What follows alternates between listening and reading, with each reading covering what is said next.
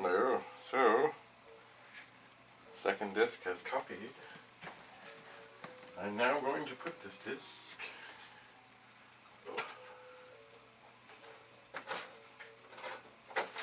into my disc holder. And now, disc number 3.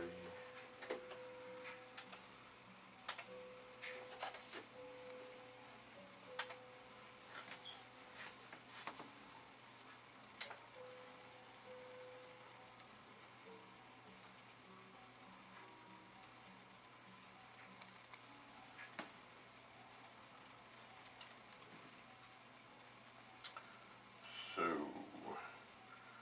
is slowly going through the directory. So I am thinking, okay, so the menu, it's going to come up and tell me that they exist, run, exist, and now it's going to keep copying. It will. So, you know, I feel very lucky to have grown up in and around Toronto. I remember the magic of the first TPUG meetings I went to before I was very much involved. Mostly, they were at Leaside High School, and the auditorium would be packed. Packed. And it held a lot of people.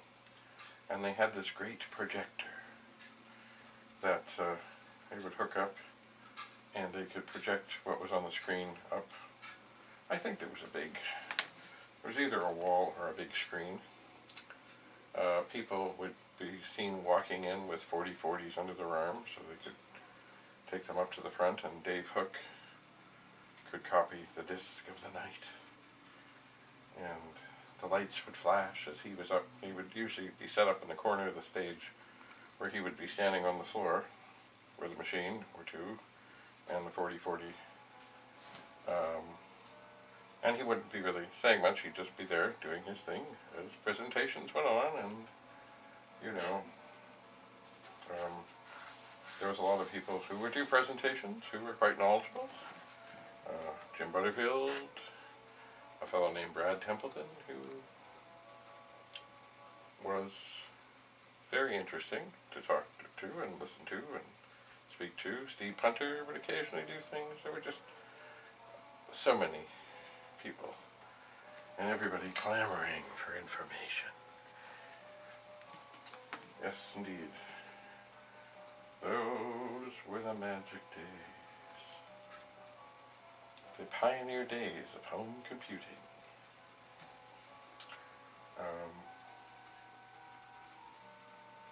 Then I got more involved in TPUG. And unfortunately, like many organizations, there are politics. But that is a whole series of stories.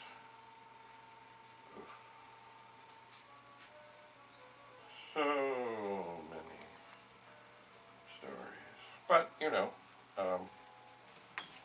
with all the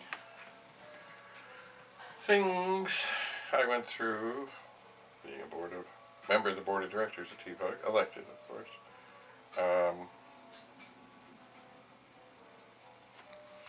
like anything, you can draw on these things forever. And sadly, there are some people who just want to be difficult. Or there's one fellow I remember, I just want to play the part of devil's advocate. Well, good. Nothing like a good old devil's advocate to snuff out the ambitions and great ideas that someone might have when somebody decides that they just, how do I put this gently? They just want to be a prick. Anyway, Ah, yes, the magical days. So, the copying continues. I wish there was more flashing lights. But they really aren't. Just a slow, steady. I think that's the thing I liked about the 4040 when you do a copy from D0 to D1. Lights flash, lights flash, lights flash.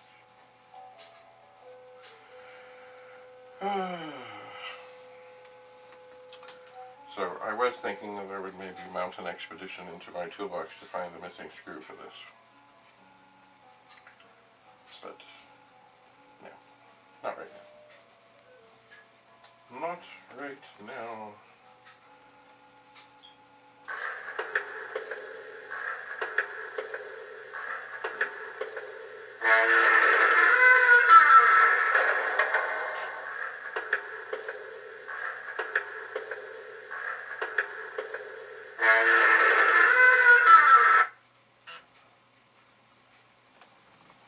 So, this is going to take a while.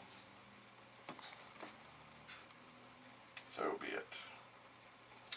I'm just looking to see if there's anything else intriguing besides, oh yes, 4 plus 4 power supplies. Who would have thunk it? It's funny, I'm going to take a picture of it here.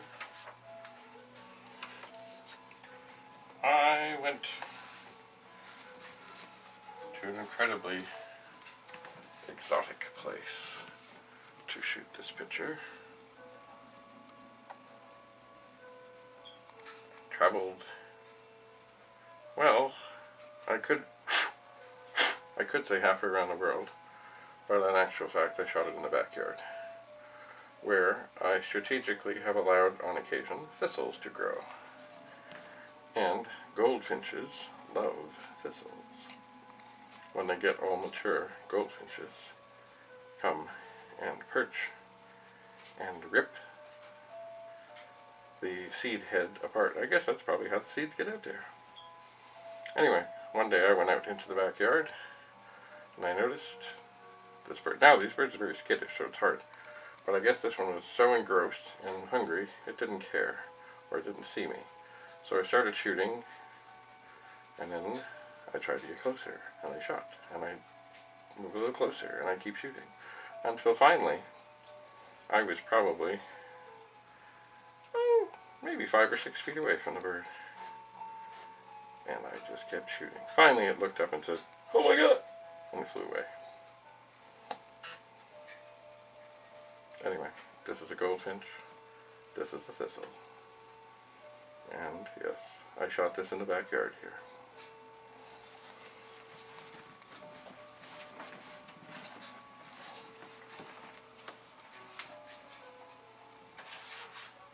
Now, can I get this back up? Start having things fall. I don't know. I guess I can. Well,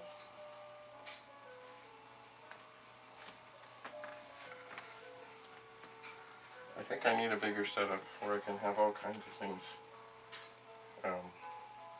Well, as a TPUG member and a great friend I had, Wilf Meisner, he was a chiropractor. He would often say that he had patience cooking, because he did all kinds of things, all kinds of magical things to help people with machines and stuff. And yes, it wasn't really cooking, but you know, he'd put them on things and then he'd go to the next room, and anyway, he was a great man. He will always be. Actually, funny thing is his office was right across the street from the TPUG office, so he would often pop over and just say, you know, you really don't have to mail a magazine to me. And they would usually figure out how to make this happen, that he could just pick it up. He would. So, actually I was on Avenue Road not long ago, and the building the TPUG was in to start, 1912A Avenue Road, which was basically, it had stores and things downstairs, and it had offices upstairs. It's gone. It's been torn down, and something else is going up. So the space is gone. And the nice thing about it up there is it had, like, we had the main office, but as things grew, there were other rooms that could be added. Anyway, alright, so the copying continues. Bye for now.